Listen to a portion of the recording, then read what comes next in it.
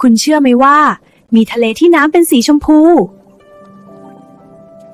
ทะเลสาบแห่งนี้อยู่ที่ออสเตรเลีย น้ำมีสีชมพูสดตลอดทั้งปี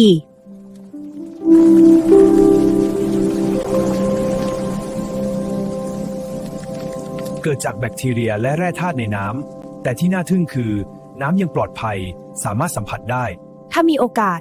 คุณอยากไปเห็นด้วยตาตัวเองไหม